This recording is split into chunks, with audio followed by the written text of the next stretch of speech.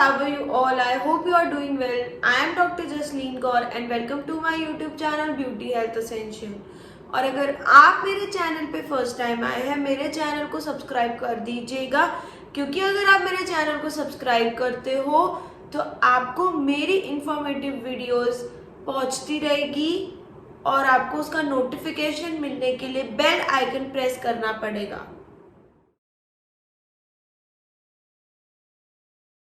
क्या आपके साथ कभी ऐसा हुआ है कि आपके दोस्त ने आपको बोला हो, यार मैं पूरी रात नहीं सो पाई तेरी वजह से, क्योंकि तू पूरी रात घराटे भर रही थी या तो स्नोर कर रही थी। तो जो स्नोरिंग होती है वो एक प्रॉब्लम होती है और मैं आज आपको स्नोरिंग के कॉजेस बताऊंगी एंड आप कैसे स्नोरिंग को रोक सकते हो मैं वो भी बताऊंगी। जब हम किसी भी इंसान को स्नोर या घराटे भरते हुए देखते हैं तो हमें ये लगता है कि वो बहुत डीप स्लीप में है, बट जब वो स्नोर करता है तो वो उसके साथ साथ सामने वाला जो उसका पार्टनर होता है, जो उसके साथ सो रहा होता है, उसकी भी नींद डिस्टर्ब होती है और उसकी खुद की भी क्वालिटी ऑफ स्लीप डिस्टर्ब होती है। एंड कभी कभी ये OSA के साथ भी रिलेटेड होता है। OSA को हम बोलते हैं ऑब्स्ट्रक्टिव स्लीप एपनिया। इसका मतलब ये है कि वो अगर 7-8 घंटे भी स्नोर करके सो रहा है तो भी जब वो मॉर्निंग में उठता है उसको टायर्डनेस फील होती है, उसको थकावट फील होती है, उसको लगता है कि मैं ज़्यादा सोया ही नहीं हूँ और उसको पूरे दिन भर भी नींद आती रहती है, थकावट होती रहती है। और ये मेनली मेंस के अंदर ज़्यादा देखा जाता है और इवन जो ओवरवेट लोग होते हैं उनके अंदर भी देखा जाता है। अब स्नोरिंग का कॉज क्या है? स्नोरिंग तब होती है जब हमारे एयरवे के अंदर कोई ऑब्स्ट्रक्शन होता है, या तो किसी का कभी नाक बंद होता है सर्दी की वजह से तो वो मुंह से सांस लेते हैं जिसकी वजह से स्नोरिंग होती है, या तो किसी को साइनोसाइटिस हो। साइनोसाइटिस का मतलब जो होता है कि जो हमारे स्कल के अंदर सर्टन मतलब वो होती है, स्पेस होती है, एयर स्पेस होती है, पर वहाँ पे क्या होता है, सर्दी जमा हो जाती है, फ्लूइड का एक्यूमुलेशन हो जाता है, तो हम उसे साइनोसाइटिस बोलते हैं और उसकी वजह से भी हमें सर्दी रहती है और नाक बंद रहता है, तो उसकी वजह से सेम ऑब्स्ट्रक्शन होगा और स्नोरिंग होती है। या तो किसी को डेविएटेड नेजल सेप्टम का मतलब होता है जो हमारी यहाँ की बोन होती है वो स्ट्रेट ना होके थोड़ी तिरछी होती है।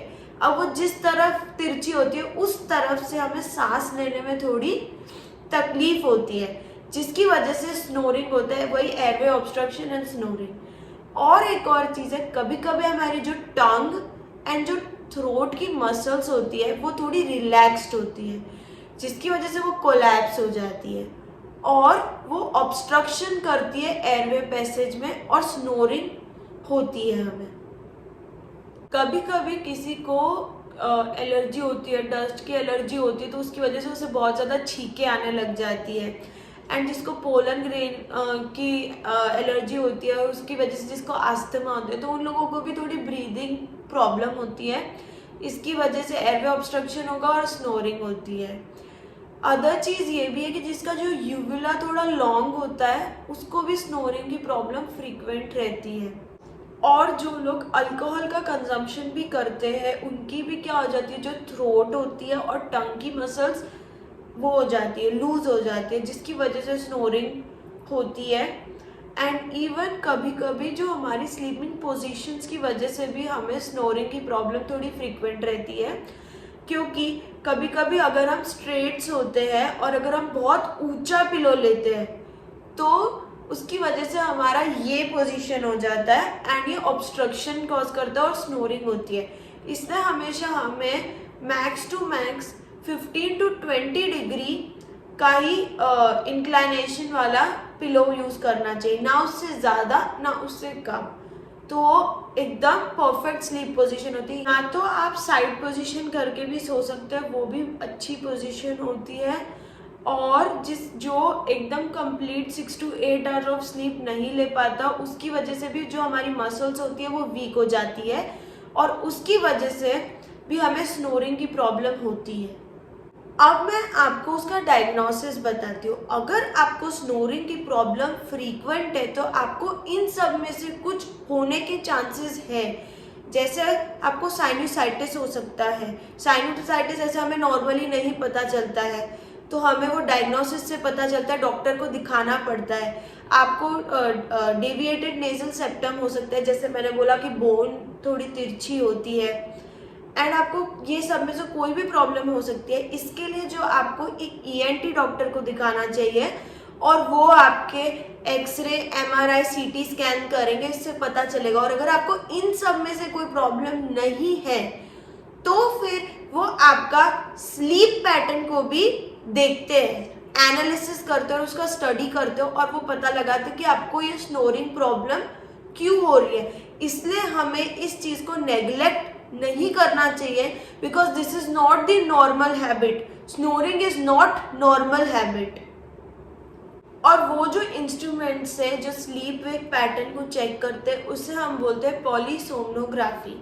कभी कभी लाइफस्टाइल चेंजेस, जैसे कि मैंने बोला अल्कोहल की वजह से भी जो मसल्स होती है वो क्या होती है, रिलैक्स हो जाती है एंड स्नोरिंग होता है।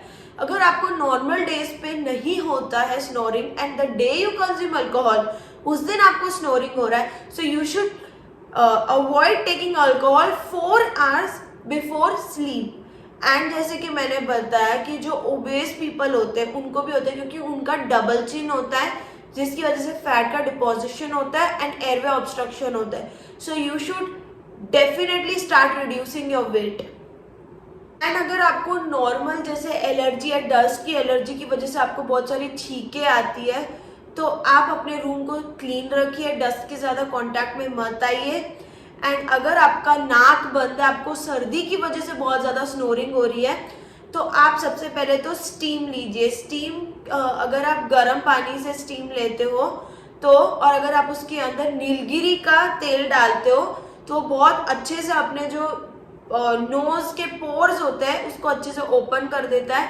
और अगर आप ये नहीं करना चाहते हो तो जो आजकल मेडिकल स्टोर में नेजल ड्रॉप्स भी मिलते हैं, वो अगर आप डालते हो तो विद इन 5 to 6 मिनट्स आपका जो नोज होता है वो क्लियर हो जाता है, ऑब्स्ट्रक्शन क्लियर हो जाता है और आप एकदम अच्छे से ब्रीथ कर पाते हैं।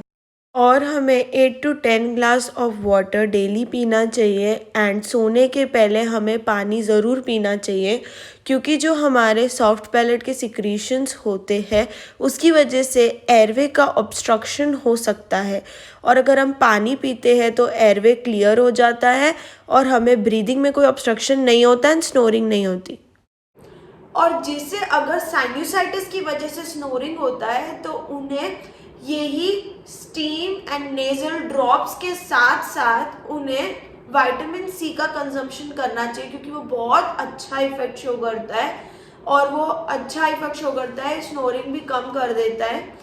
एंड अगर मतलब आपको बहुत ज़्यादा सिवियर स्नोरिंग प्रॉब्लम है, आप बहुत लाउड स्नोर करते हो, तो उनको सीपैप मशीन करके आते हैं उसके अंदर रखते हैं, जिससे उनकी स्लीप भी, जो एसओए मैंने बोला था, ऑब्स्ट्रक्टिव एपनिया जो मैंने बताया था, वो भी उनका सही होता है, प्लस उनका स्नोरिंग भी बहुत रिड्यूस हो जाती है।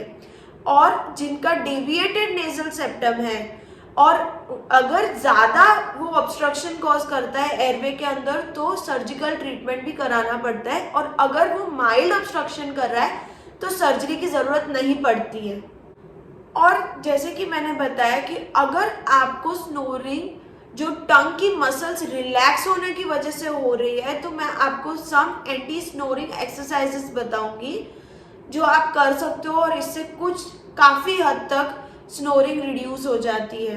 एक तो ये है कि हम टंग से जो साउंड करते हैं, ये वाला,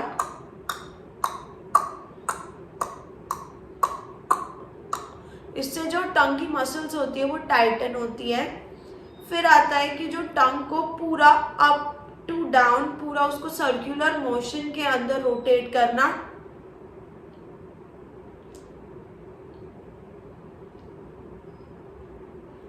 इससे भी जो मसल होती है टंग की वो टाइट होती है। एंड अनदर है टंग को पूरी तरह पीछे की तरफ, जैसे वो स्नेल होता है उसको ऐसे पूरी रोल करना। और उसको एकदम बैक यूविला तक टच करने की कोशिश करना।